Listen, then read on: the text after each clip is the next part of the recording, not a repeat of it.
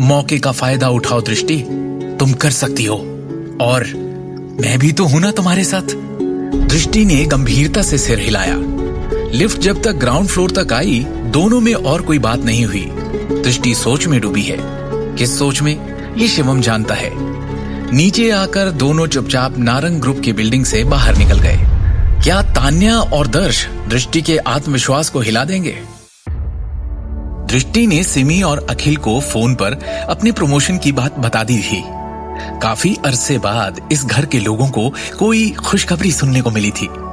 खुशी मनाने के लिए आज सिमी ने पहली बार अपने हाथों से सबके लिए खाना बनाया था। खाना नहीं, 56 भोग तैयार कर रखे थे उसने। हमारी बेटी को कंपनी में चीफ डिजाइन अधिकारी की पोस्ट मिल गई है। उसे करोड़ों के ज्वेलरी प्रोजेक्ट का इंचार्ज भी बनाया गया है। मेरा तो नाचने को मन कर रहा है। आज हमारा पूरा परिवार जश्न मनाएगा। सिमी ने खाने की मेज पर खुशी से कहा और अपने हाथों से रेड वाइन की एक बोतल खोली।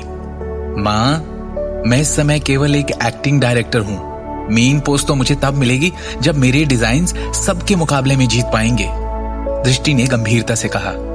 अखिल नारंग ने एक गंभीर संतुष्ट अभिव्यक्ति के साथ कहा, दृष्टि, मुझे लगता है इन नए चेयरमैन विक्रम टोकस को योग्यताओं की परवाह नहीं है। वो केवल उन्हें ही बढ़ावा देंगे जिनके अंदर काबिलियत है, क्षमता है। बेटा, ऐसे सुनहरे अवसर हर रोज नहीं मिलते।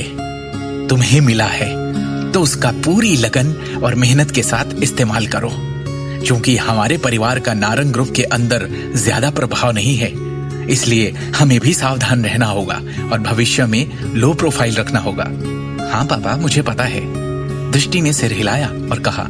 अरे हाँ, मैंने ये भी सुना कि शिवम ने कंपनी में फिर किसी को नाराज कर दिया है। सिंघानिया परिवार के उस दर्श ने इसे चेतावनी दी थी कि इसे सबक सिखाएगा, उसके बाद भी इसकी इतनी जरूरत? सिमी ने उदास भाव से कहा।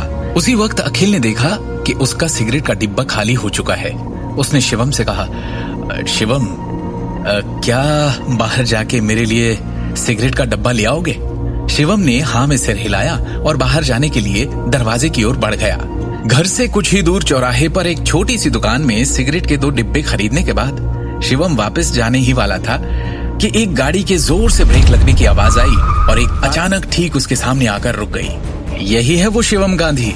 शिवम के बारे में बोलते हुए 2 लंबे चौड़े भयानक दिखने वाले आदमी अचानक कार से उतरे और शिवम की ओर ऐसे देखा जैसे उसे कच्चा चबा जाएंगे। शिवम ने जरा हैरानी के साथ पूछा, क्या तुम लोग यहाँ मेरे लिए आए हो? तुझे क्या लगता है? इसके पहले कि शिवम कुछ सोच समझ पाता, उस आदमी ने उसके चेहरे की ओर एक मुक्का जड़ने के लिए अपनी मुट्ठी हवा में उछाली। आधे सेकंड के अंदर ही अंदर शिवम खुद पर होने वाले उस हमले को भांप लेता है और खुद को बाल बाल बचने में सफल होता है। दोनों हमलावरों की तेजता और गति को देखते हुए उसे एहसास हो गया था कि ये दोनों किसी के भेजे हुए भाड़े के लड़ाके थे, जिन्होंने लड़ाई में प्रोफेशनल ट्रेनिंग ले रखी थी। जैसे ही दोनों आदमियों ने बाघों की तरह भयंकर भाव प्रकट किए, वो दोनों तरफ से एक साथ शिवम की ओर दौड़े और उसके घुटने पर भयानक लात मारी।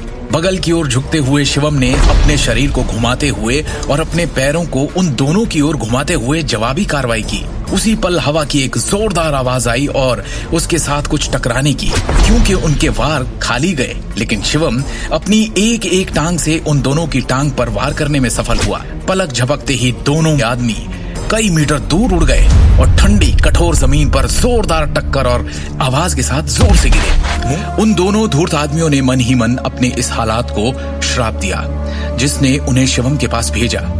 इस नौकरी को स्वीकार करने के पहले वो वास्तव में मानते थे कि उन्हें हराना किसी के बस की बात नहीं। शिवम के कौशल को इन दोनों ने ही काफी कम आंक लिया था।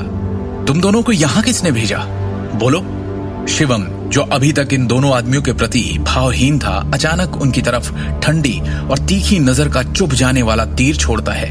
उसकी आंखों में सवार खून देखकर और ठिठुरन भरी आवाज सुनकर उन दोनों गुंडों की रूह कांप गई। ये देख शिवम ने उन पर निगाहें और पैनी कर दी। तक्षक महल के वंशज के रूप में वो स्वाभाविक रूप से जानता था कि अनगिनत लोग उसके ठिकाने की तलाश में थे।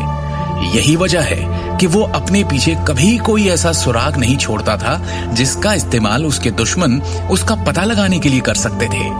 और सबसे बड़ी और महत्वपूर्ण बात, ये क्षेत्र वो शहर था जहां दृष्टि का परिवार रहता था। उनमें से एक गुंडे ने कांपती हुई आवाज में कहा,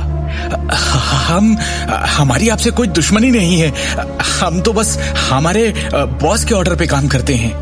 दूसरे गुंडे ने उतनी ही खौफ के साथ कहा, और हमें ऑर्डर देने वाले भाई जी हैं, इसलिए बेहतर है कि आप लापरवाही से काम ना करें, वरना वो आपका जीना मुश्किल कर देंगे। आगे की कहानी जानने के लिए देखिए अगला एपिसोड सिर्फ पॉकेट एफएम के यूट्यूब चैनल पर, और शिवम द हिडन वॉरियर के सारे एपिसोड्स को सुनने के लिए डिस्क्रिप्शन में दी लिंक से डाउनलोड करें पॉकेट एफएम ऐप।